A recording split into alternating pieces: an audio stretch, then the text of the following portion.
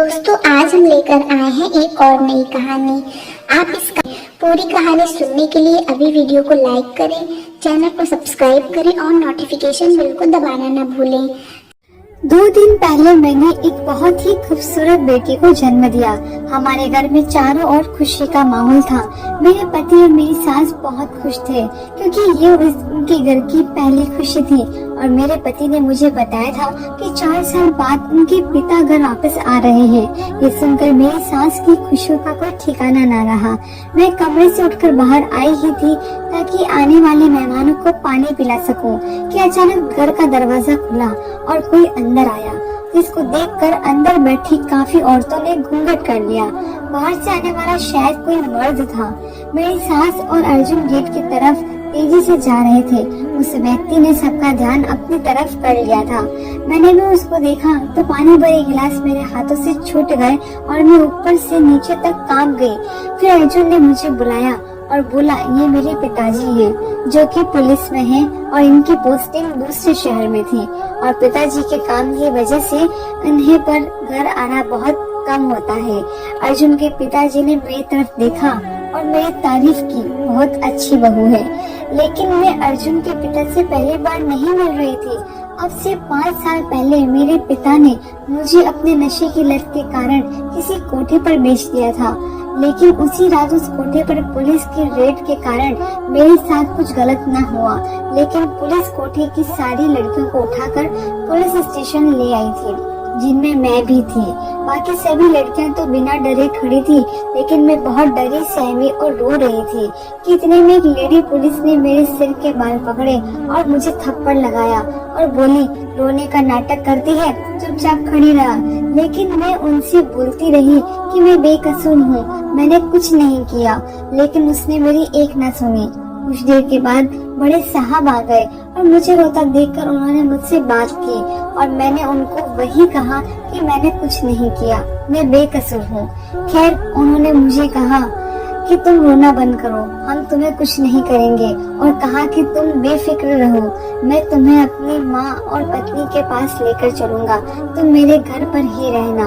और शाम को उन्होंने मुझे अपनी गाड़ी में बैठाया और हम उनके घर के लिए निकल पड़े। काफी देर की यात्रा के बाद हम एक घर में आ गए। कुछ देर बाद जब वहाँ मुझे कोई दिखाई नहीं दिया तो मैंने पूछा कि तुम्हारी माँ और पत्नी कहाँ है, मुझे उनसे मिलना है। उसने कहा कि माँ और पति से भी मिल लेना, पहले मुझसे तो मिल लो। मैं यह सुनते ही सन्न रह गई और उसके अंदर का छुपा शैतान बाहर आ गया और अगले ही पल उसने अपनी हवस की आग को मेरे शरीर से ठंडा कर लिया और मैं बेहोश हो गई। मुझे कुछ पता न रहा कि मैं कहाँ हूँ। सुबह जब आँख खुली तो मैं बेड पर पड़ी थी। मैंने इधर उधर देखा तो वहाँ कोई न था। मैंने भागने की सोची तो बाहर से गेट बंद थे। अब वो रोज रात में आता और मेरे साथ जुल्म करके सुबह अपने काम पर चला जाता था। लेकिन मुझे उस नरक से किसी न किसी तरह बाहर तो आना ही था। एक दिन मैं घर के स्टोर रूम में पहुंच गई। वहाँ एक जाली लगी थी। मैंने चाकू से उसको काटना चाहा तो वो मोटी होने के कारण मुझसे एक दिन में नहीं कटने वाली थी, इसलिए मैं उसके जाते ही उस जाली को काटने में लग जाती थी। इसी तरह कई दिन तक मैं लगातार उसको काटते रही और सुबह में उसके जाते ही मैं उनसे बाहर निकल गई। मैंने सोचा जब तक वो घर आएगा मैं बहुत दूर निकल जाऊंगी और इस नरक से शायद मेरा पीछा छूट जाएगा। और मैं एक बस में बैठ गई। ऐसा ही हुआ। मैं उस जगह से बहुत दूर निकल आई। रास्ते में जब मुझे भूख लगी तो मैंने एक औरत से खाना मांगने की कोशिश की, लेकिन मांगने की मेरी हिम्मत न हुई। खैर, कुछ देर बाद उस औरत ने मुझे बिना मांगे खाना दे दिया और मैंने ले लिया। शायद वो मेरी हालत समझ गई थी क्योंकि मैं बहुत बुरे हाल में थी। पहनने को चप्पल न थी, कपड़े बहुत खराब हो गए थे। बस वाले ने भी जब मुझसे पैसे मांगे तो मैं रोने लगी और बोली कि मेरे पास पैसे नहीं हैं। खैर, वो तो चला गया और अब बस आखिरी स्टॉप पर रुक गई तो मैं भी बस से उतर गई और चलते चलते एक गांव में पहुंच गई। वहां मुझे एक बड़ा सा घर दिखा जहाँ काफी सारी भैंसें बंधी हुई थी और उनके चारे का एक बड़ा सा कमरा था। मैं वहां गई तो मुझे कोई नहीं दिखा और मैं चुपचाप भैंसों के चारे वाले कमरे में छुप कर सो गई। जब सुबह मेरी आँख खुली तो सामने एक लड़का और एक बुढ़ी औरत खड़ी थे। जो उस लड़के की माँ थी। वो लड़का कोई और नहीं बल्कि अर्जुन था। उनकी आंखों में हजारों सवाल थे। खैर, मैंने उनको अपनी सारी बात बताई तो उन्होंने मुझे अपने पास ही रख लिया। कुछ दिन में उनके पास रही। हम मिलकर घर का सारा काम करते रहे। ऐसे ही दिन गुजरते रहे और धीरे धीरे अर्जुन मुझे पसंद करने लगा। उसने मुझसे अपने प्यार का इजहार किया और मुझसे शादी करने को बोला। तो मैंने उसको पहले उसकी माँ से बात करने को कहा और उसी दिन मेरी तबीयत खराब हो गई। मुझे डॉक्टर ने बताया कि मैं प्रेग्नेंट हूँ। वही हुआ जिस बात का मुझे डर था।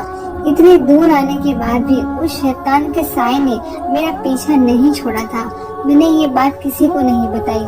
फिर अर्जुन ने अपनी माँ से बात करके उनको हमारी शादी के लिए मना लिया और हमारी शादी हो गई। शादी के कुछ दिन बाद मेरी तबीयत बहुत ज्यादा खराब हुई और अर्जुन की माँ मुझे हॉस्पिटल लेके गई और डॉक्टर ने मुझे बताया कि जो मैं पहले से जानती थी। मेरी सास ये सुनकर बहुत खुश हुई और जब ये बात अर्जुन को पता लगी तो उसकी खुशी का तो ठिकाना ही ना रहा। मैं ऊपर ही ऊपर हंस रही थी लेकिन अंदर से बहुत ज्यादा डरी और सहमी हुई थी क्योंकि मैं सच्चाई जानती थी। लेकिन अर्जुन की खुशी बढ़ती ही जा रही थी और मेरा दिल बहुत दुखी था। फिर मुझे खबर मिली कि मेरे ससुर घर आ रहे हैं जो 4 साल पहले अपनी नौकरी की वजह से बाहर गए थे और फिर अपनी अय्याशों के चलते जिन्होंने पीछे मुड़कर नहीं देखा। मगर जब मैंने अपने ससुर को देखा तो मेरे होश उड़ गए क्योंकि ये वही व्यक्ति था जिसने मुझे बर्बाद किया था। भाग्य मेरे साथ ऐसा खेल भी खेलेगा ये मैंने कभी सोचा नहीं था। मैं बहुत ज्यादा डर गई थी और अपने ससुर के सामने जाने से बचती थी। लेकिन जब भी मुझे किसी मजबूरी के कारण जाना पड़ता तो वो मुझे बुरी नजरों से घूरता रहता था। इसकी नजरें मेरे दिल को जलाती थी और ये मेरा दिल करता कि जमीन फटे और मैं उसके अंदर समा जाऊं। मैं अर्जुन को भी कुछ बता न सकती थी क्योंकि राज ही ऐसा था। अपने अंदर की इस जंग से मैंने खुद ही लड़ना था। मैं हर मुमकिन कोशिश करती कि मेरा ससुर से मेरा आमना सामना न हो। खैर, एक दिन मैं नहाकर बाहर निकली तो मेरा ससुर आंगन में ही बैठा था। तो मैंने पास ही पड़ी चादर से अपने आप को पूरा लपेट लिया क्योंकि इनकी नजरें मुझ पर ही टिकी हुई थी। मैं जल्दी से अपने रूम की ओर तेजी से चलने लगी क्योंकि मुझे इनके पीछा करती हुई नजरों से डर लगने लगा था।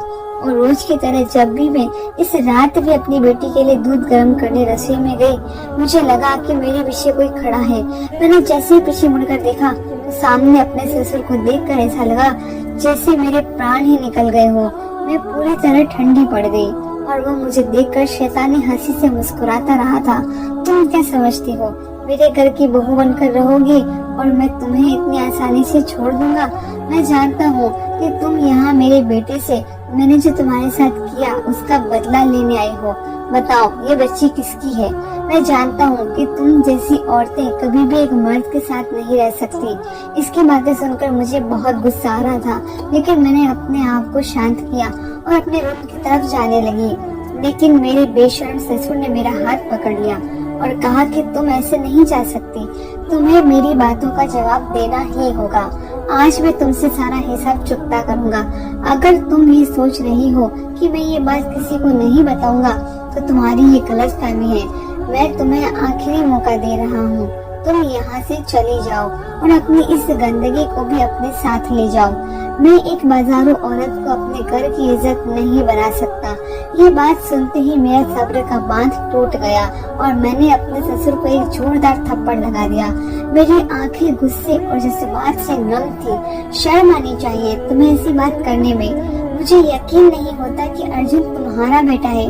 तुम जैसे पिता भगवान किसी दुश्मन को भी ना दे और जिस बच्चे को तुम गंदगी बोल रहे हो वो तुम्हारे ही कर्मों की सजा है। मेरी ये बात बोलते ही उसकी आंखें फटी की फटी रह गई और बोलने लगा, तुम झूठ बोल रही हो। मैं ये सब तुम्हें यहाँ रहने की वजह से कर रही हो। मैंने इसकी आंखों में देखा और बोली, यही सच है। तुम भूल गए, तुमने ही तो मुझे कई बार बर्बाद किया था। मेरे अंदर इससे पहले इतनी हिम्मत नहीं थी कि मैं इसकी बातों का जवाब भी दे सकूं, लेकिन आज मैं इसकी हर बात का जवाब दे रही थी। मेरी बातों को सुनकर वो जमीन पर अपना सर पकड़कर बैठ गया और रोने लगा।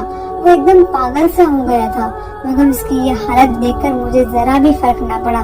फिर वो अचानक उठा और घर से बाहर ये कहता हुआ निकल गया, नहीं, ये नहीं हो सकता। मैं जानती थी कि मेरा ससुर अब कभी वापस लौटकर नहीं आएगा। बरसों बाद मैं सुकून से सोई थी, पर सुबह होते ही घर में हंगामा हो गया कि अर्जुन के पिता कहाँ चले गए। मैं आराम से बैठकर सब देख रही थी। फिर सबने यही सोचा कि वो फिर से हम सबको छोड़कर चले गए और सब आराम से बैठ गए। मेरी सास ने भी मेरे ससुर के जाने का कुछ दिन तक शोक मनाया, फिर जिंदगी की तरह वापस पटरी पर आ गई। मैंने भी इस राज के बारे में किसी को कुछ नहीं बताया। अब मैं रोज यही प्रार्थना करती हूँ कि मेरा ससुर कभी लौटकर न आए। अर्जुन मुझे बहुत प्यार करते हैं। अब मुझे 2 बेटे और हो गए थे, मगर जब भी मैं अपनी लड़की को देखती हूँ तो मुझे मेरे ऊपर हुआ वो खौफनाक मंजर याद आ जाता है। आप ही बताओ, क्या मैंने अपनी लड़की का ये राज अपने पति और सास से छुपाकर गलत किया या सही किया?